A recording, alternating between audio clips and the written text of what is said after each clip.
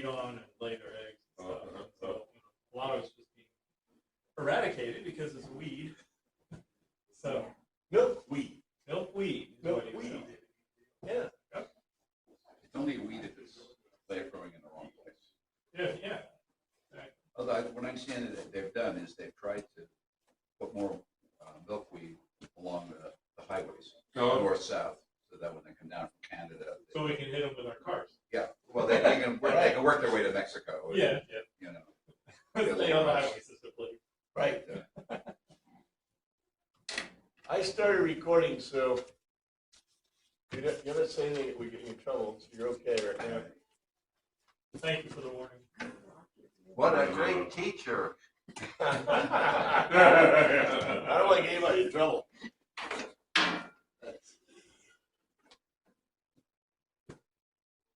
Everybody's on vacation. Yeah, where is everybody? Oh, well. Okay, that started. Look, I brought these last week, but I forgot to show them off. So, take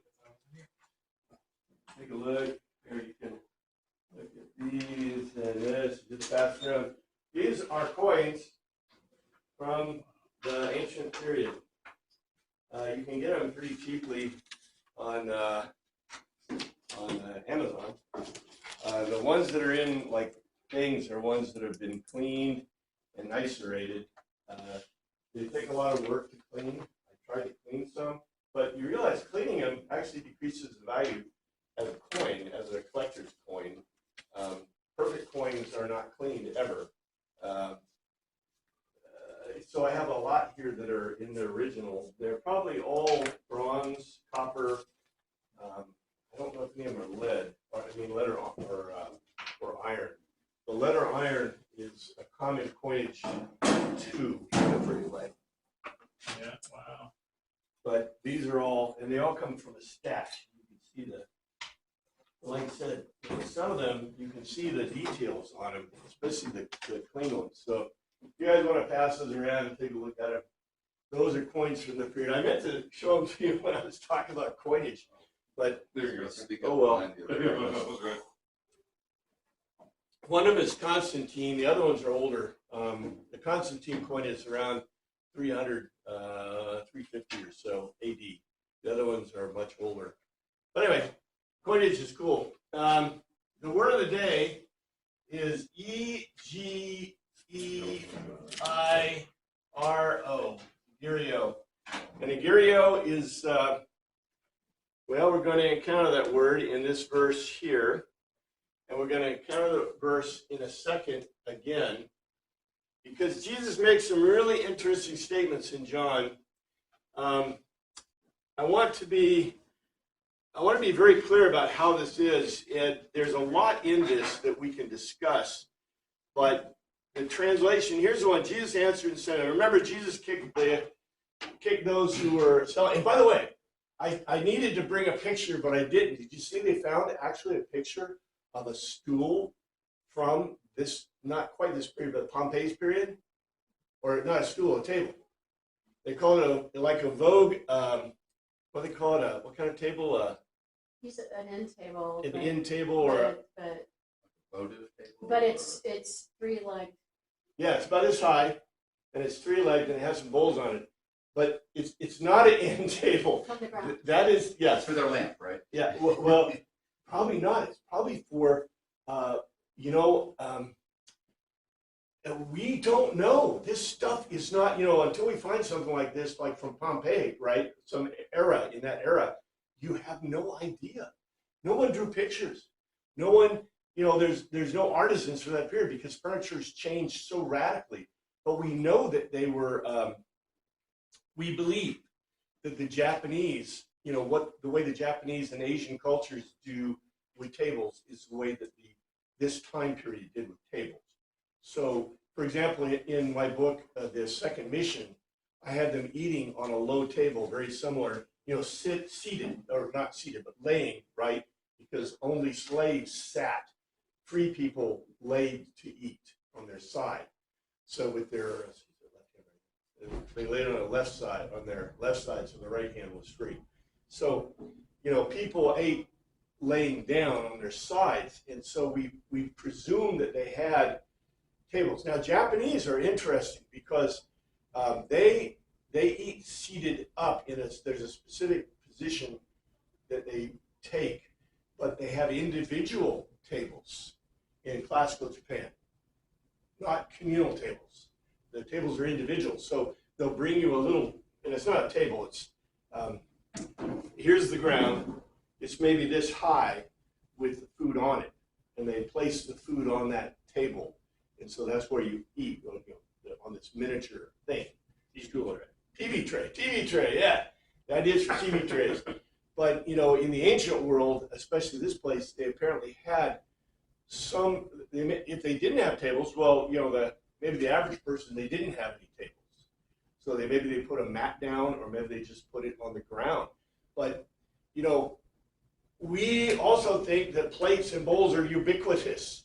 Well, maybe ceramic stuff, or not ceramic, but mud, things made of mud and fire. Not plasterware, what would you call that? Just pottery, yeah, low-end pottery. They might have had that. Well, we know that in the Anglo-Saxon art culture, they had trenchers. You've heard of trencher, right? But trenchers were made mostly out of wood. Yeah, wood. But we don't think they made them out of wood if they had the ability, pottery. There are all kinds of problems with all these. The Egyptians' teeth were worn down. You know why? Almost every mummy that we found of any age, of older ages, are all worn. Because they used the stones they used to grind their wheat, their meal, their barley, left traces of the stone. And so when they ate their bread, it was filled with this, and it wore their teeth down. Plus, probably the way they laid their heads on them. You've seen the thing, they had pillows, right? They had their heads up, but they were on those wooden things. It's like the Japanese, they have the little supports for their head when they sleep. Mm-hmm. That's a Oriental thing. Yeah, it's interesting, isn't it? Or a block or something. Yeah, and you wonder, why did they get to that? Maybe, I have no idea. That's something I wish I wish we had anthropologists that are archaeologists that work kind of together to figure out some of this stuff, because it's really complicated. Anyway, so Jesus kicked the people that were doing the coins, exchanging the coins, and also exchanging the animals out. That was the previous one. And they said, maybe I should go back up a little bit here, because they said to him, this was in response what they said to him. They said, according to the Judeans concluded for themselves, this is a translation we made, and they said to him, what supernatural, let's leave it a supernatural indication, can you show us that allows you to do this? That was Tammy's question too. I think it's a great question. Jesus' answer is really cool.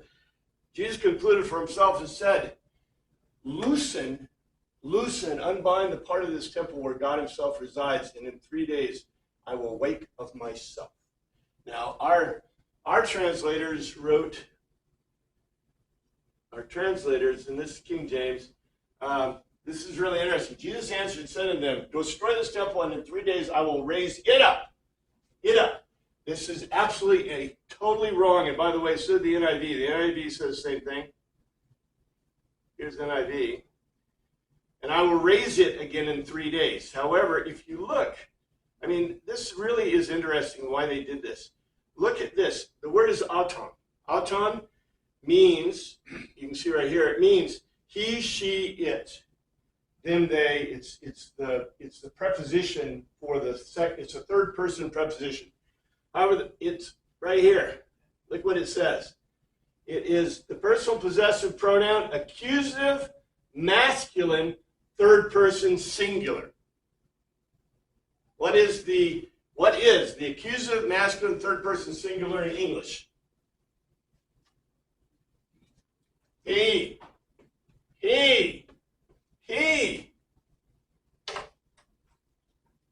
But our translators translated as it. Look what Jesus says. This is what Jesus really said. So in answer to them, if you read John many times, because our translators have totally, I think it's malfeasance, but that's okay. Whatever you want. Our translators did this because they've always translated kind of this way, even though it's an incorrect translation. What are they trying to do? They're trying to foreshadow Jesus' death and resurrection, which is great, because it does. But the big deal here is he is answering their question. And their question was what? What sign, what semeion, what supernatural sign will you show us that proves that you can do this? And his answer was this. Jesus declared himself, said to them, loosen, unbind the part of the symbol. What does that mean? He didn't say destroy it. What did he say to them? Do what to it? Open it up. Open it up. And why was that a big deal? Because the veil, right? That's where the veil is. Open it up. Now, this is really important. I should probably draw this on the thing for us. All right, so in a pagan temple, you have the temple, and you have the Holy of Holies, the place. This is where the God is, right? The God is in there. It's usually a statue or something like that. And this door, there's a door here usually. There could be an opening. Usually there's a door. We believe that they always had a door, and there's an opening here to the outside. The altar is out here. The altar cannot be within the temple, because that's where animals are slaughtered.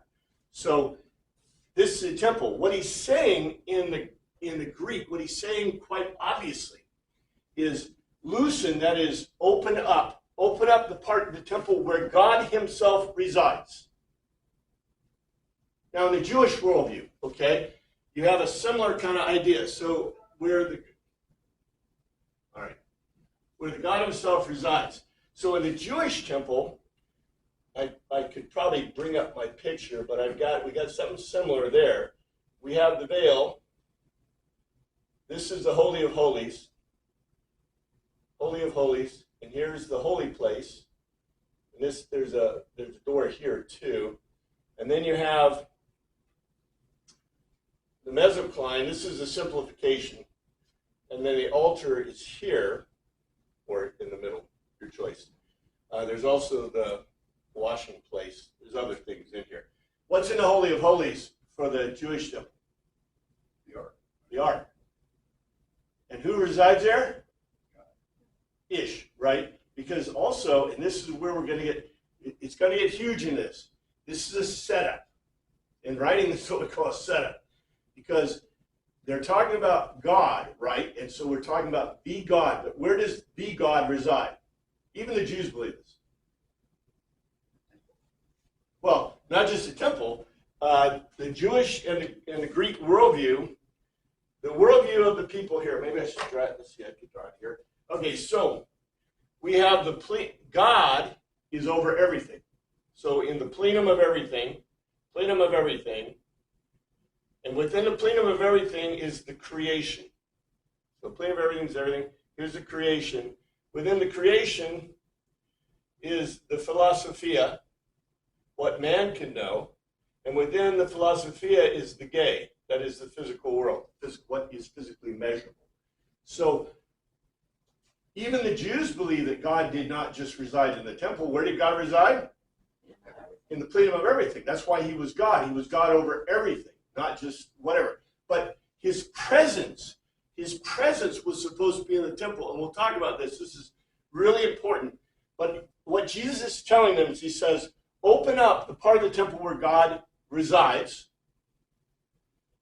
and in 3 days I will wake of himself. What did he just do? What is his answer to them? Why can he do what he did? Because he's God. He just said, I am God. And the word he uses is egerio. Egerio is interesting because, and this is egerio, so that's the word of the day I gave you. So here's egerio. As in Greek writings, and Homer down, to arouse from sleep, to wake. This is translated quite incorrectly as to rise up. Okay, that's cute. That's really sweet. But rise up, why? It's there's a reason for rising up. There are other words in Greek that I could use for rising up. But this word that is used is agirio, and it means to waken. You notice there is no, it doesn't say from death or whatever. It says, I will raise it up. Well, there's no it there, it's a he. I will raise him up, himself, me, I. And the word agirio, right here, the I is correct. It doesn't use an ego form. But agirio, this is the verb, agirio. Future indicative, active, first person singular, which is in English, I, right? So I will raise himself. I will wake of himself. And why of himself? Because that's the possessive pronoun. Anyway, I know I'm getting a little into grammar, right? Grammar, we hate grammar. We did that. I had to do grammar like you're old school. That's what you're telling me. Yes, grammar is still important, and especially when you're translating documents. I think it's very interesting and telling that our translations don't answer the question, where the Greek does what? It answers the question. What gives you the authority to do this? God, right? Now, he can't come out and say, ego eimi, God, because what would they do? Kill him, right? But he is telling them in a beautiful logos to telos. It's an unstated telos. You can see this. It's a beautiful unstated telos. Jesus concluded himself. He said to them, loosen the part of this temple where God himself resides, and in 3 days I will wake of himself. Now they're saying, now they're scratching your head.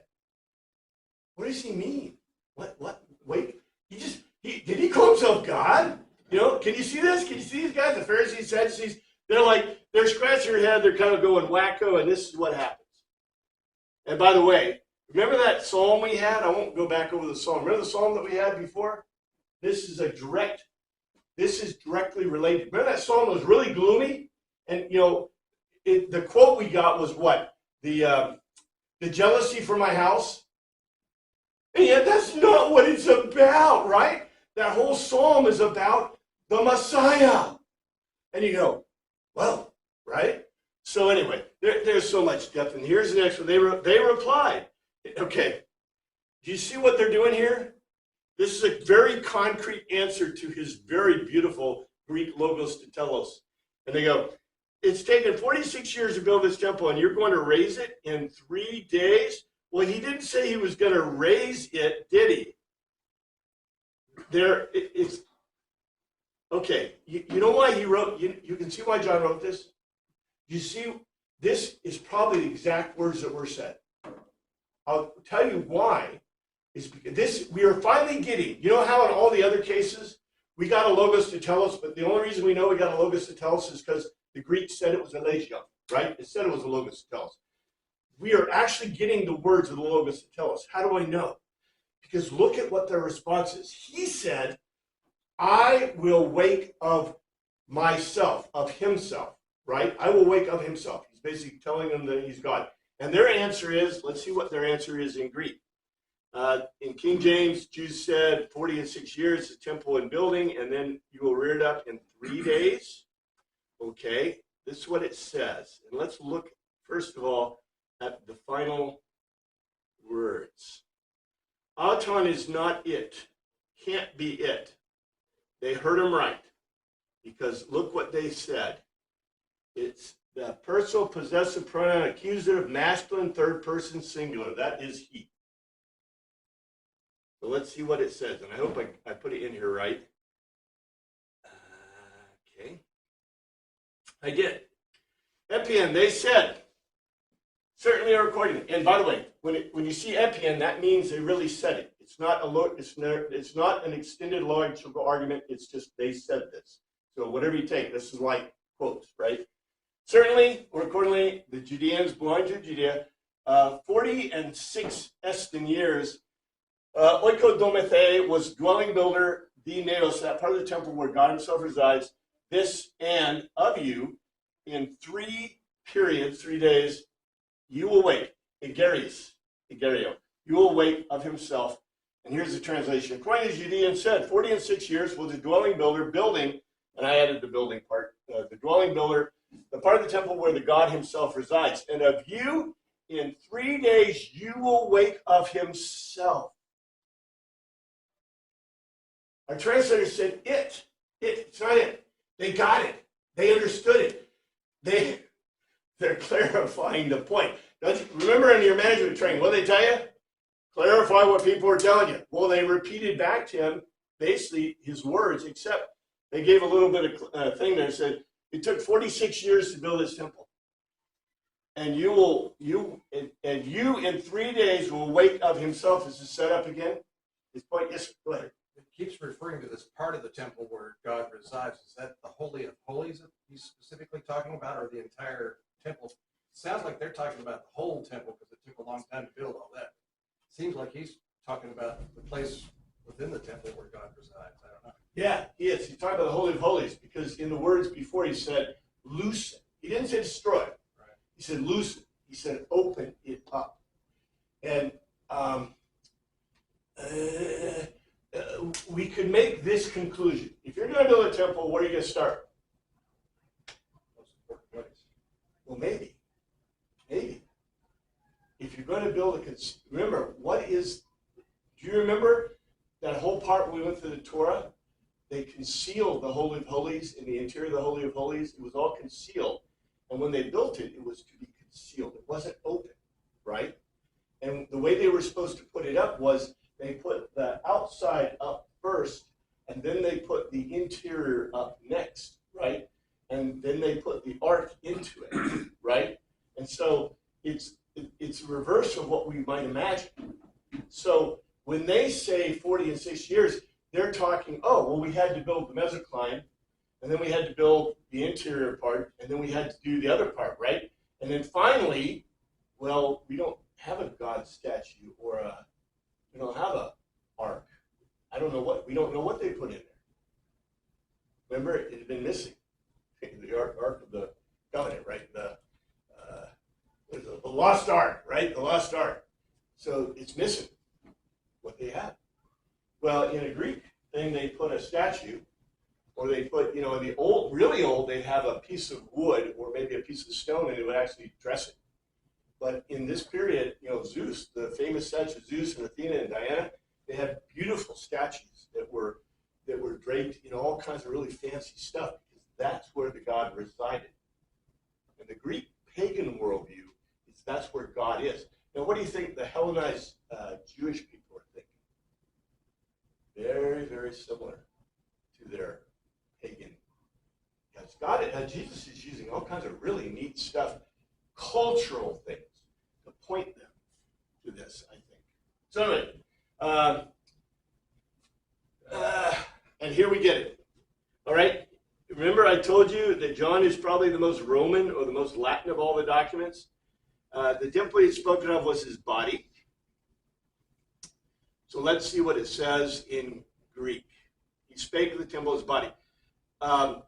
Ekinos, that one there. But Elagion, he was giving a logical argument. He was giving a logical argument, period. All through of that part of the temple where God himself resides, of a body of him. Okay, so let's see what it says in a translation, a direct translation, a literal. This is literal, but let's see what a good translation is.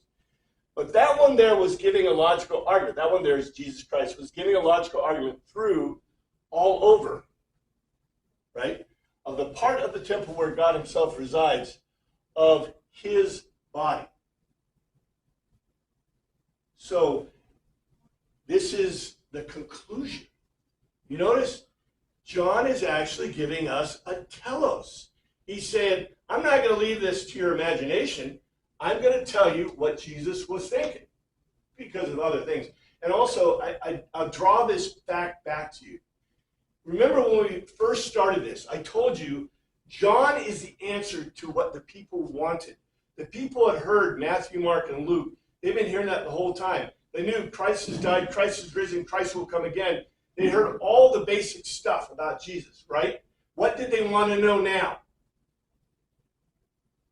More depth, more. They're like us. They're like, well, tell us more, right? John is giving more, and we're going to see that because as we go through, we're going to find out that, well, we're going to find out right here.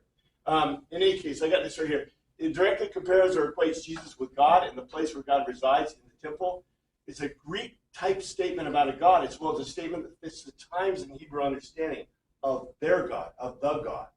So there's a lot in this, and also, you know, we know, let's see if it says it. I think it says it right here. Yeah, and here's the notes of the things I told you about already. Jesus is not speaking of his body at all. He's speaking about the Holy of Holies and equating himself with God. That makes much more sense than the general translations. But then look at this, what it says. After he's raised from the dead, his disciples recalled that he said, then he believed with the scripture and the words that Jesus had spoken. Okay, so let's see what that says in the Greek. Here's King James. Therefore, he was risen from the dead. His disciples remembered what he had said to them, and they believed the scripture, the word which Jesus had said. Okay. Hotea, which thing too, certainly accordingly, Egertha, that's the past tense, he was wakened. Ek, out from among Necron. This, remember I told you before, there is no word in any language for resurrection. No one ever resurrected from the dead, not in mythology, not oratory, until Jesus Christ. And then all of a sudden we get a word in Latin, resurrection, woohoo! And, in English, resurrection is really cool, right? But before that, you could not, there's no word to state it. No word in Greek at all for raising from the dead. Nobody raised from the dead. That's crazy talk. Right here, Egeria, he was wakened from out among the dead. And from Necron, death. Basically. Remember, they use the term egerio, right? That's the word I gave for the day. It's wakened. The impression is that it's wakened. He's God. Not wakened from the dead, right? That's an unknown idea. Totally unknown. But then in this statement, we get this, that egerio, out from among dead. Imisthation, they call to mind the learners of him, that are because Toto, Eledron, he had made a logical argument. And epistusin, they were persuaded, convinced by the logical argument, to the writing and to the logo, to a logical argument. Logo means logical argument, not word. Who, which, what he had spoken, who the Jesus. Accordingly, about this, when he was wakened from out among the dead, his disciples called to mind that he had made a logical argument, and they were persuaded from the writing and from the logical argument which Jesus had spoken. When were the disciples totally convinced? After Jesus' death and resurrection. They're like us. They're just like us. You get this Jesus guy. Hey, I'm going to raise from the dead. Right? I'm going to awaken. I'm going to be like God. And you go, huh? Show me. Right? Missouri, show me state. Show me. And it wasn't because, yes, the resurrection is a miracle. But it wasn't a miracle they believed. It wasn't magic. What is it? They were convinced because they saw it. It's a fact. If you saw a guy raised from the dead, if you saw a guy who says, I'm like God, and I'm going to awaken, right? Like this, and he gives you all these really cool hints, and then all of a sudden he does, you would go, well, you should go, oh yeah, right? Anyway, I think it's very telling. It's beautiful logos to tell us, and what's really cool is John actually gives us the telos. Now he was in Jerusalem at the Passover festival. Many people saw the signs he was performing and believed in his name. See what that says in the Greek. Now he was in Jerusalem at the Passover, the feast day. Many believed in his name when they saw the miracles which he did. And by the way, the answer to the question, why is John different? Why does John have different information in it than the so-called synoptic gospels, which I disagree, they're not really synoptic. They just happen to be about a similar period with the key information that people wanted to know about Jesus.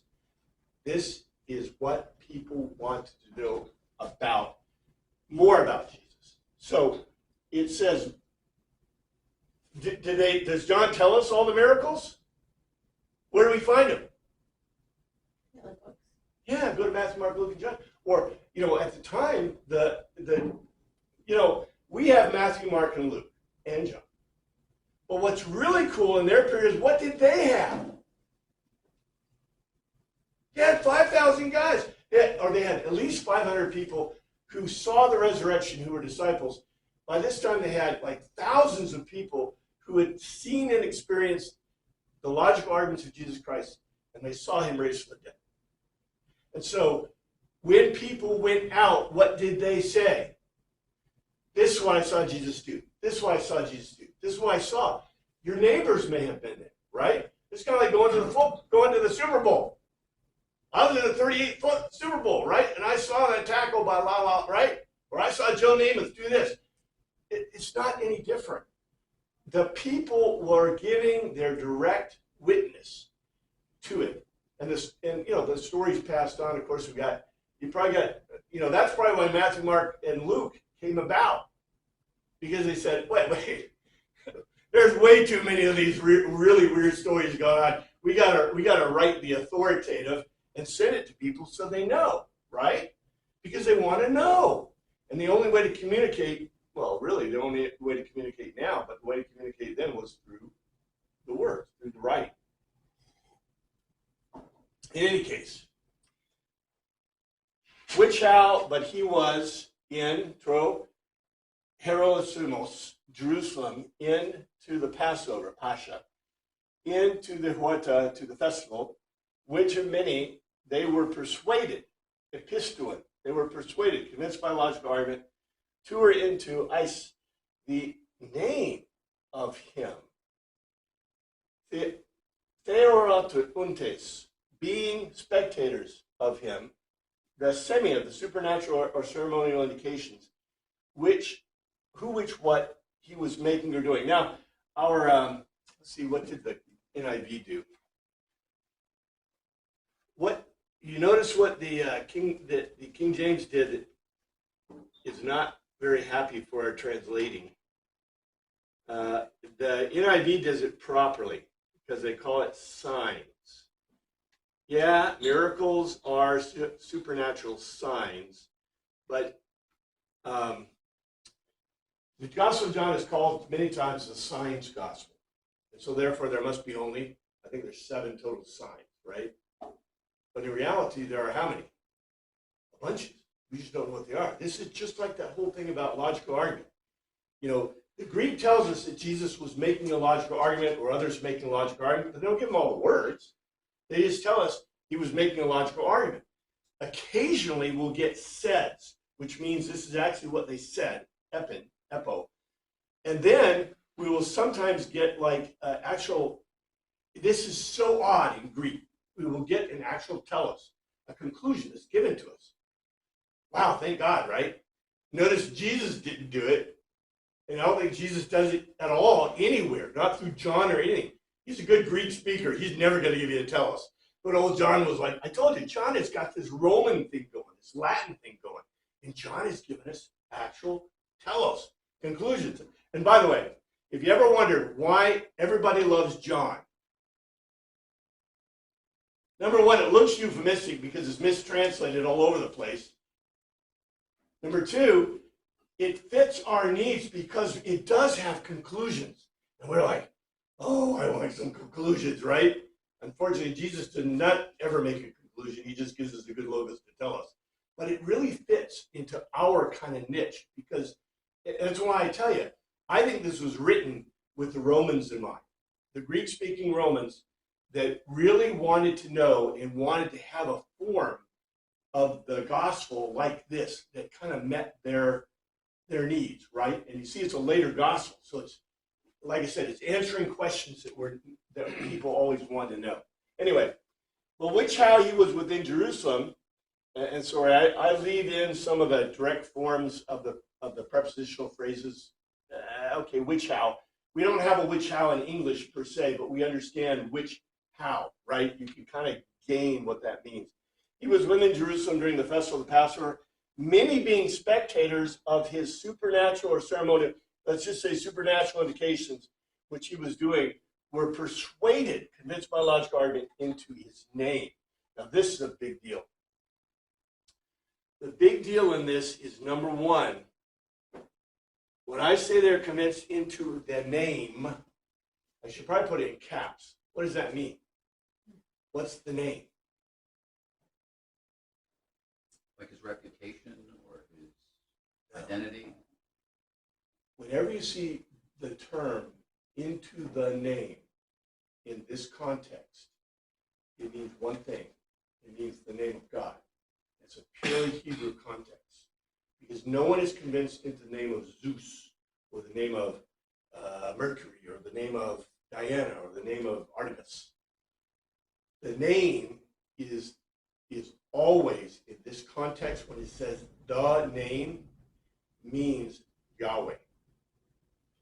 So remember when, go back to the burning bush, right? When Moses before the burning bush, and he goes, "Who are you?" And he says, "I am." Ego eimi in Greek, I am Yahweh. Yahweh means I am. The name is I am. The self, what do you call it? The identity, self-formed God. God is the identity source that doesn't even, well, according to Paul, doesn't need mention, right? In other words, everyone knows there is God. You look at the universe, you say, you find a watch on the beach, and you go, yeah, that watch must have been made by evolution over a bazillion years, right? And it just formed itself magically. Oh, and it's still working, right? Yeah. Paul says, you see the universe, and that's what the Greeks said. The Greeks would say, you see the universe, you see God. God must exist. And by the way, remember, philosophy, science, and history all prove God. They're easily proven with all three of those. So in any case, this name is an equivalence with God. So into his name, whenever we see the name, and if you remember back in the Torah talked about this a lot, even in Hebrew, because they called it the name. The name was Yahweh. They used that as a euphemistic form so they wouldn't have to say Yahweh. Because just saying the name, remember, thou shalt not, it's not thou shalt not curse or thou shalt not say bad words. It's thou shalt not use the name of the Lord in vain, which means thou shalt not say the name of God, period. Except when you really need to, I guess. Jesus made other supernatural indications that John records. And here's a very interesting statement. Now, in the translation, it's not very evident. But Jesus would not entrust himself to them, for he knew all people. This is really interesting. But Jesus did not commit himself to them because he knew all men. That's very interesting. Jesus did not commit himself to them because he knew all men. Altos, he, but Jesus, no or not, he did not persuade himself to them through the auton, his thinking, coming to know all the whole. This is a very, very interesting statement. But he, Jesus, did not persuade himself to them through his coming to know all. This is a very interesting statement because, the presumption, and I think it's a correct presumption, that Jesus had all the knowledge to begin with. This gives the impression that he is coming to know. But coming to know all in a Greek sense, this is pantos, pas. Pas means everything, the whole of everything. It doesn't say all men, and you notice that they've added, whenever you see an addition in the King James, they'll tell you by putting it in italics, it means it was added. It's not all men, it's everything. So, however you want to think about it, did Jesus, the big deal is that Jesus has the same power of God and that he is able to know all. Is there some experiential part of that? Yeah, probably, because he still has a human part too, right? But I wouldn't get too bound up in this. It's not saying that God was a human that's becoming a God, or that God was partially knowledgeable, or Christ was partially knowledgeable and becoming more knowledgeable. I think the whole point is that he was reflecting on the whole and maybe trying to figure out exactly how he is going to, our idea is what? Jesus had the plan, right? God gave him, in the military, called the frag. So Jesus had the frag from headquarters, and he's reading the frag, and he's going to do the frag, right? He's going to do whatever it told him to do. Attack here, do this here, do that here. This is what? Jesus is doing what? He's figuring out how he is going to approach the world to do what? Have the greatest effect, right? Could it also mean that Jesus let his signs speak for themselves? That he didn't explain them? I like that too, because that's very Greek. That's very Greek. Yeah, I think that's a good point. I should add that as a note, because, yeah, that is very Greek. In other words, maybe John is making up for the fact he just gave us the telos, right? Instead of, he's telling you that, okay, Jesus didn't give this telos, right? He didn't make a conclusion because he's too good at Greek. So he's kind of making an excuse for it, which I can see. This is the way writing was done in this period. We imagine that writing is all like we think people should write, right? And it's not. It's a totally different form than we're used to. He did not need any testimony about mankind, for he knew what was in each person. That's what the NIV says. The King James, and he needed not that any should testify of man, for he knew what was in man. Whenever you see weird translations like this, you know it's going to be a difficult thing. That's why I say, we think John is really simple, and we read it and we say, oh, it's euphemistic like English. We like this. But it's really concrete. So it's tricking you. And not only that, because not employment, cherion, employment, he had, in order that 'tis a certain thing or anyone, martyrs should bear witness or testify, through two of the anthropo of a man, face human or man, of him. Gar, assign a reason he came to know who was in to the anthropo. Okay, what does it say?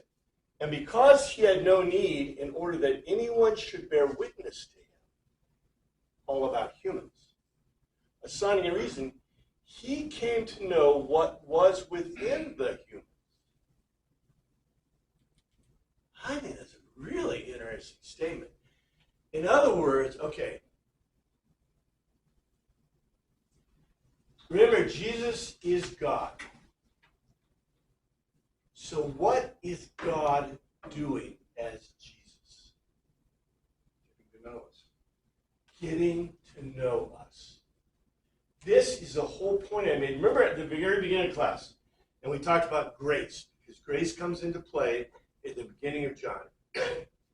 And I told you, the reason it was such a big deal that the gods, like I said, when a god is walking down the street and you're a Greek, and the god's like, tuck to the hand, right?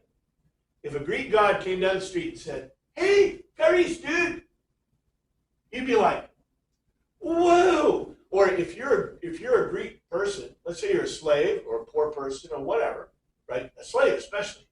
And you're walking down the street, right? And some rich dude goes, hey, Caris. Caris is a greeting between equals. It's not a greeting, the typical Greek worldview is, you're poor. You're not wearing fancy robes as I am. That's Greek worldview. That's the way the Greek is. So if you get a God, the God is trying to know what was within the humans. From our perspective. This is huge. What do the Greek gods do? What's Zeus? He's having sex with whatever mortal woman he can find. He's raping them left and right and right and left. That's what the Greek myths say. and all the Greek gods are like totally like sexual perverts and have no counting to human beings. I mean, this is wonderful. What kind of God is that? But that's a God that the Greeks, that's a world that Greeks imagine, I guess. You know, that really fits within the structure to a degree of their worldview. That is the world. In this worldview, in this world, Jesus Christ, the God, the one who bears the name of God, right? Onimea, the name, is willing to understand you. Jesus knew because he created humans, another proof text of the divinity of Christ. But I think it's very important to note that the God knows everything. Jehovah knows everything. But what is he gaining by being here with us? The perspective of us, our perspective. That's what I say all the time, right? So Christ could understand our us. And what's really interesting about this is, okay, remember, the chapters are all added, right? So the chapter breaks are added, but this is not too bad a chapter break. Because in the first part, we heard about John and the disciples. In the second part, we see the first is a physical sign. And what I should have done, I didn't do it. I need to give you the next round of Logos to Telos, synopsi, right, of what we're looking at. Because the synopsis here, the whole point of this, is about the physical Jesus. He makes wine. He's got disciples. He's living in a specific place, right? He's got all these disciples. And at the end of this, what is he doing? He's come to know what was within the humans. He came to know what was in human beings. Because he had no need in order that anyone should bear witness to him about humans, because he created them. Assigning reason, he came to know what was within the humans. This is really a big deal, because what John has done is he's laid the framework about Jesus as a real physical manifestation of God in this world. Yes, sir. I'm still going back to the Holy of Holies from a while back. We now know that the Ark of the Covenant is gone. So only the high priests know what's really in that room, because it's hidden from everybody else. There's no visible presence of God there anymore, as far as we know. So, but there is a visible presence of God somewhere else going around, but the high priests aren't onto that yet. They haven't figured that out. So We're going to get there, because the next, okay, if I prove the physical manifestation of Jesus Christ, right? What do you think the next thing I need to prove? It's a huge thing. It's huge. Spiritual? What's that? The spiritual? Well, you know what? It certainly could be the spiritual. Let's see, because this is really the most deepest and most important chapter that John is laying the foundation with Nicodemus. Now, there was a Pharisee, a man named Nicodemus, who was a member of the Jewish ruling council. Here's what the King James says. There's a man of the Pharisees named Nicodemus, a ruler of the Jews. He was but a man-faced human, or man, from among the Pharisees, Nicodemus. Onima, his name, is not the name, right? Onima, his name is. Onima, to him, a ruler and chief of the Judeans. But his name was Nicodemus, a man out from among the Pharisees, a ruler of the Judeans. I think it's really interesting the way that the form of the Greek was used here. That is very classical Greek. I know we don't write that way anymore much in English. Nicodemus is a Greek name. Really? Yeah. Matter of fact, it means victory of the people, from Nike and Demos. It's very interesting for a member of the Sanhedrin to have a fully Greek name. You know, does anybody notice a pattern here? All the disciples except one that we've noted has a Greek name. Now we got Nicodemus. Nicodemus has this is a total Greek name. There's no Nicodemus in any Hebrew. Nicodemus is a total Greek name, and yet he's a member of the Sanhedrin, and he's a Pharisee. Boy, do you think how much he had to pay to get that one expunged, right? Hey, your name is Nicodemus. Oh, yeah, that's an old Hebrew name from way back, right? And I use Windex on all my cuts. You know what I'm talking about? Poor guy, feel sorry for him. Nicodemus is a Pharisee and a member of Sanhedrin. This is very interesting. In the first place, there are only 4 members of the Sanhedrin who were Pharisees in this time. According to Josephus, there were approximately 6,000 Pharisees before the fall of the temple in 70 A.D. from the Antiquities of the Jews. So, hey, remember the total population of Jerusalem is about 20,000. Not all the Pharisees are in Jerusalem. We know there's Pharisees. Well, we know there's Pharisees in the Galil. There's Pharisees all through the areas we talked about. Okay, spread them around, maybe half. Let's say half are in Jerusalem. There's a Pharisaic market there. The Pharisees have a pretty good presence there. But remember, these are the rabbis. So the rabbis, Pharisees are out in the synagogues. They're teaching the kids. They're teaching the people. Ooh. That was interesting. Okay. So we got a small number. There are only 4 members of the Sanhedrin who are Pharisees. So Nicodemus is a pretty special guy.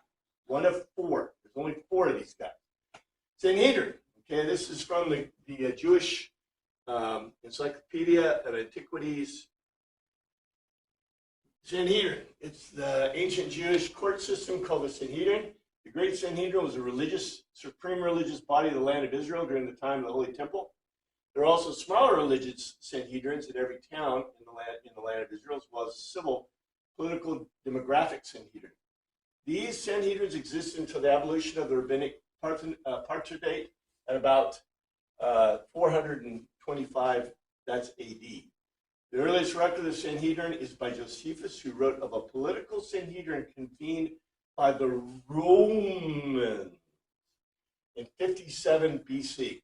Hellenistic sources generally depict the Sanhedrin as a political and a judicial council headed by the country's ruler. Okay, this is really interesting, isn't it? The Sanhedrin doesn't appear to be invented by, we know it kind of has a background in the Torah, right? Because remember what old Moses did? Remember Moses put the heads of 10 over 10, over hundreds, over thousands, right? So, and the elders, right? The elders of Jerusalem, or of the Jews, were kind of set to be like a Sanhedrin. But they didn't use that term, Sanhedrin. Sanhedrin is a Greek term, not a Hebrew term. And who apparently historically started the first Sanhedrin? Why do you think they did it? What's a Sanhedrin look like and smell like to you? Ever heard of the Roman Republic? You ever heard of the Greek demos, right? The Greek ecclesia? The world right now is moving into, like, democracy, republic, and really the Greek democracy is not a democracy like they picked by lots. They represented the demos. So they were not elected. No, they did not elect, although they voted. They were more of a representative kind of thing, but not a republic. The Romans were a republic. And in the republic, they had the Senate. And the Senate was a certain number of members of the highest levels, of aristocracy, the highest levels of the Romans. And they were not quite 71, but hey, pick 71 guys, right? And the Romans did this because they were making, remember, they got invited in. So what were they doing? They're making the Jewish state look like Rome. Oh, yeah, it's a good idea, right? Yeah, it's a great idea. It didn't have the Second Amendment, but whatever. Anyway, they generally depict the Sanhedrin as a political and judicial council headed by the country's ruler. Uh-oh. Who's the country's ruler? King Herod. Tantric sources. Tantic. Tanakh. sources describe the Great Sanhedrin as a religious assembly of 71 sages who met in the Chamber of Hewn Stones in the Temple in Jerusalem.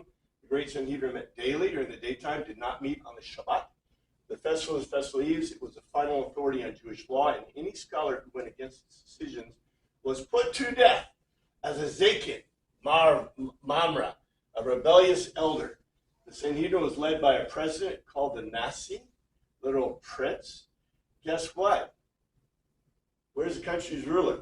You know, the Romans couldn't have set this up better, right? Isn't it pretty tricky? You know, it's supposed to be the country's ruler, but who was really the head of the Senate? Or who was really the head of the Sanhedrin? It's, well, the high priest. And who picked the high priest?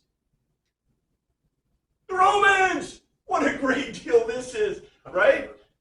Kind of like the CCP picking our head of our Senate and House. They did not meet. It was the final authority, and they would croak you if you think. The other 6 sages sat in a semicircle facing the leaders. It's unclear whether the leaders included the high priest. It's unclear whether the leaders included the high priest. That's an interesting statement too. Remember, this is a Jewish source. I'm not saying all these sources are right. It's kind of like a lot of things, right? It's really good to see what different groups think about things. The Sanhedrin judge accused lawbreakers, could not initiate arrests. It required a minimum of 2 witnesses to convict. There were no attorneys. These are all from the Torah, right? No attorneys, accusing witnesses, state the offense, etc., etc. That's what we ought to do, right? The Great Sanhedrin dealt with religious and ritualistic temple matters, criminal matters, pertaining to the secular court, proceedings in connection with the discovery of a corpse, trials of adulterous wives, tithes, preparation of Torah scrolls for the king and the temple, the drawing up the calendar, and the solving of difficulties relating to ritual law. Oh man, what does that sound like? Who's the guys doing ritual law today? Who does the what is it? The Mishnah and the Pharisees. The Pharisees, yeah. But guess how many Pharisees there were? 4. So it's a really strong presence of the priests at this time. Priests do not have that power today. In 30 CE, AD, the Great Sanhedrin lost its authority to inflict capital punishment. Interesting timing. When, right after Jesus, or right around Jesus? Jesus was executed on the cross on 33 AD. That's why it had to be the Romans doing it. Oh, the Romans. Yeah, that's Jews what they couldn't had to do it. go and do it. Oh, yeah. That's kind of amazing, isn't it? Anyway, and this is a Jewish source. Remember? Lots of authority. After the temple was destroyed, so was the Great Sanhedrin. The Sanhedrin in Yanich took over many of the functions under the authority of Rabban Gamaliel. Who's that? Rabbi, that is Gamaliel. That's one that's mentioned in the New Testament in Acts. That is the rabbi of Paul. The rabbis of Sanhedrin served as judges, attracted students who came to learn from their oral traditions, scriptural interpretations. From Yana, the Sanhedrin moved to difficult cities in Galilee, eventually ending up in Tiberias. Interesting, eh? Local Sanhedrins consist of different groups. For example, only a Sanhedrin of 71 could judge the whole of a tribe, a false prophet, or a high priest. There were Sanhedrins of 23 for capital cases and 3 scholars to deal with civil or criminal cases. Here's the sources. This is all from Schoenberg, which is the Jewish encyclopedia of the Jewish encyclopedia of antiquity. So these are great sources, very interesting. But I thought you'd like that. That is the Jewish perspective about the Sanhedrin. We got time for a little bit more. He came to Jesus at night and said, Rabbi, we know you are a teacher who has come from God, for no one could perform the signs you're doing if God were not with him. I don't know if we'll be able to get to the full translation. Here's what the King James says. That's the Greek. The same came to Jesus by night and said to him, Rabbi, we know thou art a teacher come from God. No man can do these miracles that thou doest, except God be with him. Took a little bit of time, just a little bit. Leave you something to think about, right? Hotos elethan pros alton to him niktos of a night, and Ethan said to him. This is a quote. Rabbi, we stare at that apio from away from God. You have come. Didaskalos, an instructor. Eidos, not even one, gar, saying a reason. Dynate, have the power to do these, the simia, the supernatural ceremonial indications, to make or do, who you make or do, in case that may, not at least, he should be the theos, God, met in company with of him. Here's a translation, I'll leave you with that. He came forward to him at night and said to him, Rabbi, we see that you have come an instructor from God, assigning a reason, not even one who has the power to do these supernatural indications, which you do if he is not in company with God. If he is not in company. I think it's really interesting. He doesn't say if he didn't come from God. It says he is in company with God. Talk about a beautiful and powerful statement. In any case, that's all we got for now. We're going to go into Nicodemus. This is a very important part. Thank you, Father, for your word. We look at the situation.